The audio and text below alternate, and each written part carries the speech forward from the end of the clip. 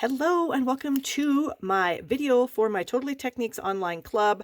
This is for the month of June 2020. So if you placed an order with me in June of 2020, you will receive this in the mail very shortly. So if you join my Totally Techniques online club, you place a $30 minimum order each month for consecutive 6 months. After you place your first order, and you must use the host code listed on my blog for the month, after you place your first order in my online store, shoppingwithbarb.com, send me an email, barb@barbstamps.com. Let me know that you want to participate in my Totally Techniques online club, and then I will start sending you the cards and the instruction cards as well each month.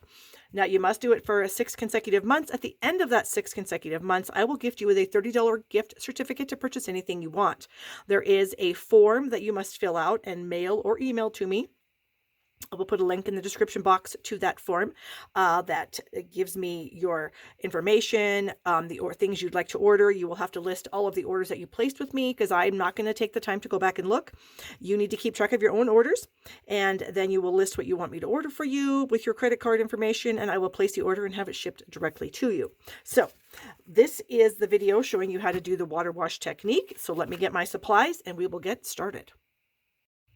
All right, here's the supplies that I'm going to be using to create this fun technique. I am going to be using our Fluid 100 watercolor paper. So let me get a piece of this out of here. You get 10 sheets in the package, and they each measure, I think it's 7 by 5, if I remember right. Yeah, 5 by 7. So I'm going to bring this in, and I'm going to cut it in half. So I'm going to cut it at 3.5 inches. There we go. And then I can get 2 of these out of each one. Oops, I actually need to cut a 1/4 inch off each of them also. So we're just going to kind of wing that. I can kind of eyeball what a 1/4 inch is, because we want them to be 3.5 by 4 3/4. Okay, so I've got 2 of them here. I only need 1 to do the technique. All right. Now this next thing that I'm going to do isn't necessarily necessary, but I don't see that well, and so me having a light colored piece of paper on a light colored piece of paper is hard for me to see. So if I bring in something a little bit darker, then I'm able to see a little bit better. So I've got my watercolor paper on top of a silicone mat. Then I have one of our 6 by 8 cello bags. You could certainly use just a little sandwich bag, whatever you have that's clear. And I'm going to place this over the top of my paper. That way I can see where I'm going to be putting my ink. So I'm going to be using our Stampin' Write markers. These are all from the Brights collection of markers. And our Stampin' Write markers have 2 tips. We have the brush tip, which is the large coloring tip that I'm going to be using today. And then we also have the writing tip, which is on this end.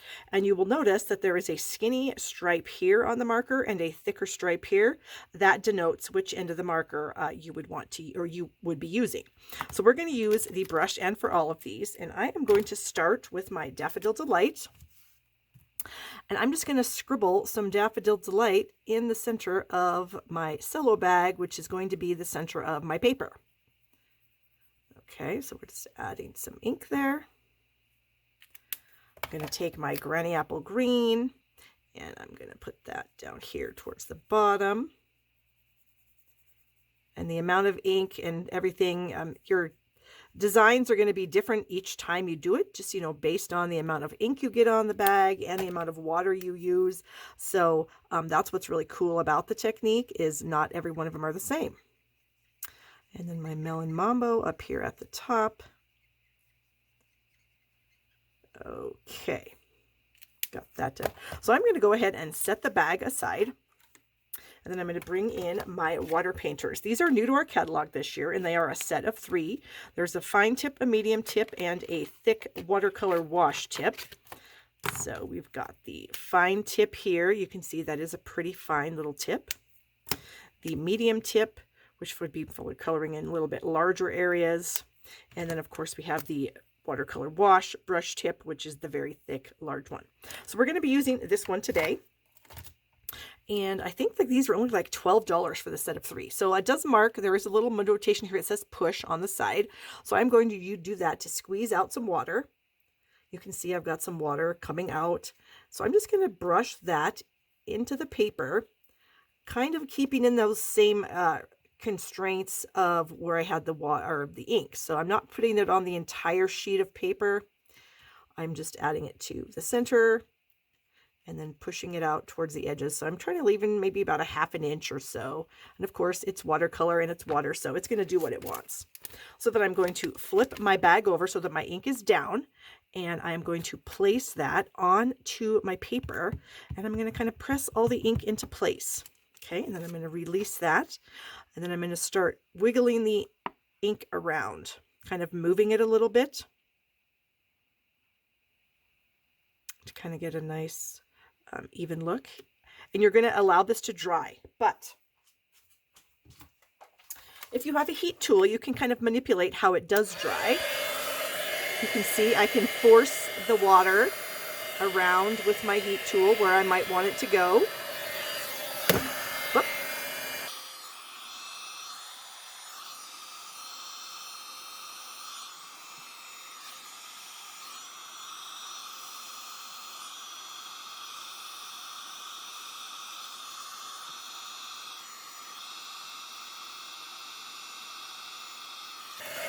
Okay, and so we have a pretty cool design here.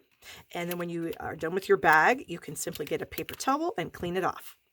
So you can just wipe all that ink and water off, and then of course you can reuse the bag again.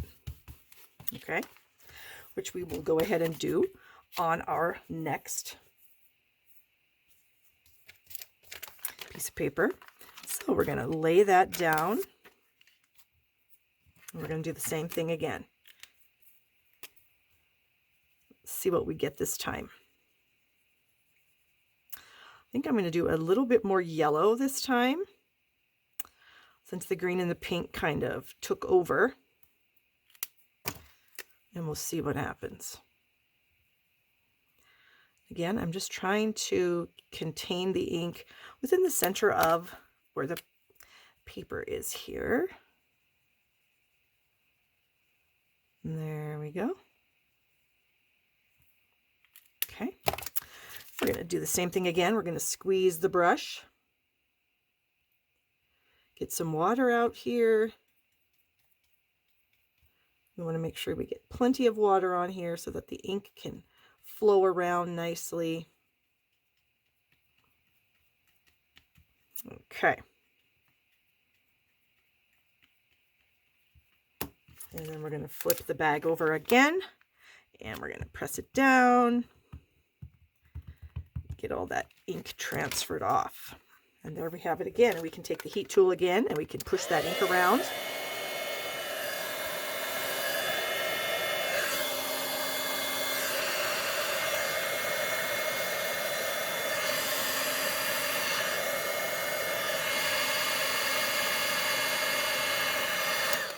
A little bit. You can also bring your paper towel in and gently suck some of that ink up if you don't like how it's laying down there. Just tap it and it will clean up the ink for you. So we're going to allow both of these to dry. And like I said, if you want to speed up the time drying, you can use your heat tool and that will take care of that for you.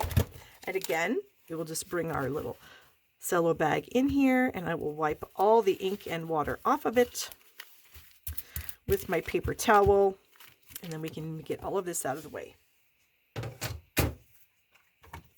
All right, so here is one that I did a little earlier, and it is dry for us, so we will go ahead and use this now. And this is just my an old dish towel that I have, so that as I'm watercoloring, if I need to clean my brush off, I just use this really old dish rag here. All right, so we're going to be using our Stamparatus. We're also going to be using the hand-drawn blooms stamp set, which is a really amazing stamp set. I love the detail in this, and we're going to be stamping it in black, so the black should really pop with the colors. So I have my large flower already on here. And so what I'm going to do is I'm going to decide where I want that. So I'm just going to try to kind of eyeball this. Looks like maybe.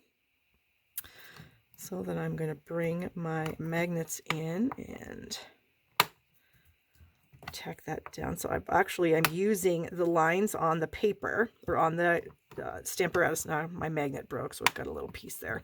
So I want to see, actually I think I need to push this over just a hair, maybe like a half of a line. Try that. It doesn't have to be perfect. It's not like I'm trying to stamp a word, but I want it to be basically in the center. So I think that looks pretty good. And then what I would do after the fact is I would then come back in, I would flip my plate around, and then I would end up putting this on, but we'll do that in a minute. So let's bring our plate back in, make sure it's going to stamp where we want it to. It looks like it's going to. So I'm going to move it over to the side just a bit, put my stamp case underneath to kind of give it some, so it's not so bowy. It's not even a word, but so that when I'm pressing down, it's got a hard surface to go onto. So I've got StazOn ink here, and I want to use StazOn ink because I use watercolor paper. I feel like it's a lot darker black than Memento on the watercolor paper.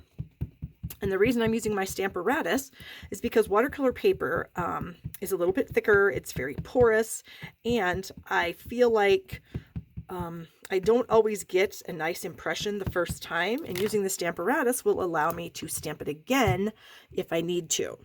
So we've got it inked up, we're pressing it down. And I do like to leave it there for a couple more minutes than our regular ink, just because, you know, it's got to absorb into the paper. Okay, so now just to make sure that my stamp doesn't stick and move my paper, I'm just going to put my bone folder in there. And you can definitely see, I could definitely use some darker inked image there. So I'm just going to come back out and do this again.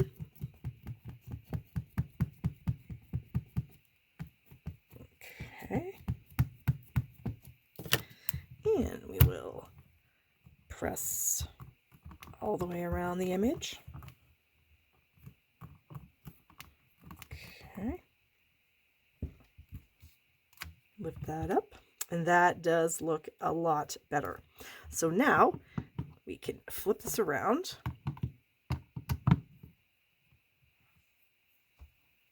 I need a scratch paper here. Here's a scratch paper. I don't want that ink getting onto my stamp case. So now I'm going to just line this up where I think it would be. And this stamp set, by the way, is part of my June online class, and it is so amazing. There are 9 cards in the class, and they are all super amazing. And actually, I'm going to peel that off, set that aside.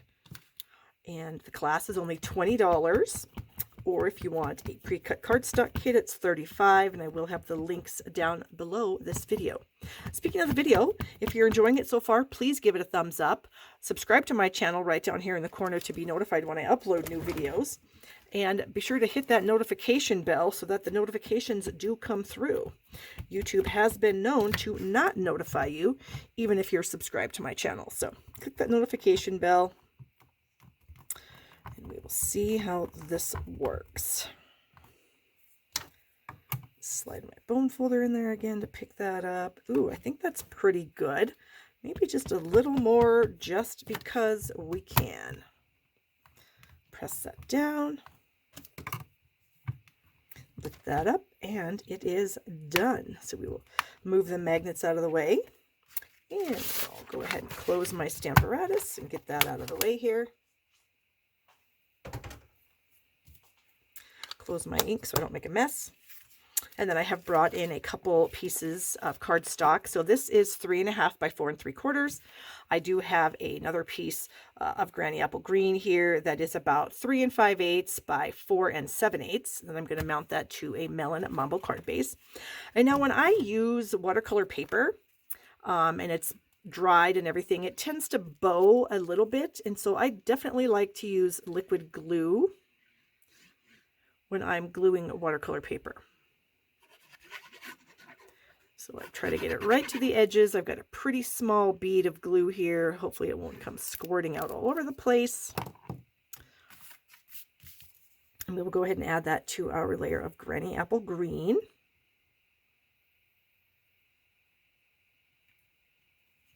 There we go. And I feel like my Granny Apple Green layer is just a tiny bit too wide. So we are going to take care of that. Bring the trimmer in here. We're going to slide that in. And we're going to just slightly trim off a tiny bit. Whoops, maybe a tiny bit more. It's hard to tell, you know, exactly. There we go. I think that looks better. All right. So then we're going to add this to our layer of Melon Mambo. Almost forgot what it was called. And I'm going to put dimensionals all over it. And then we'll peel off the backings.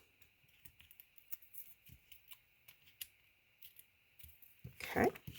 We'll add this, whoops, let go to the front of the card in the center.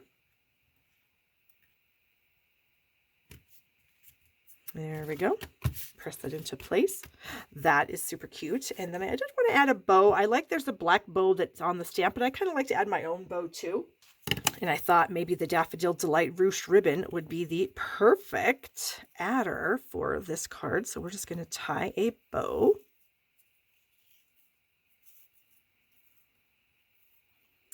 Manipulate the ends a little bit. Bring in some scissors to cut that end off. And we're going to try to put it over here on the side. And I feel like even though there's a bow there, I feel like we can add a bow too. It's still cute. Get that nice and tight, manipulated well. Bring in a glue dot. And then the last thing we're going to do is add some rhinestones. There, we'll add our little bow and we'll snip off the ends. There we go. And then we'll get some rhinestones. And I'll bring in, take your pick tool, pick off some of these rhinestones here. And maybe go with a big one, maybe a medium-sized one, and then maybe a small one right there. Don't forget about my Totally Techniques online club where you can get amazing projects for yourself. So the girls will get the card and the instruction card that I showed you in the beginning of the video this month, everybody who ordered from me using my host code. So be sure to check my blog out on July 1st for the new host code. Place your $30 order. Let me know you want to be part of the club and we will get you started and you will get some cards and instructions in the mail too. So thanks so much for watching. Thumbs up the video. Have a great day.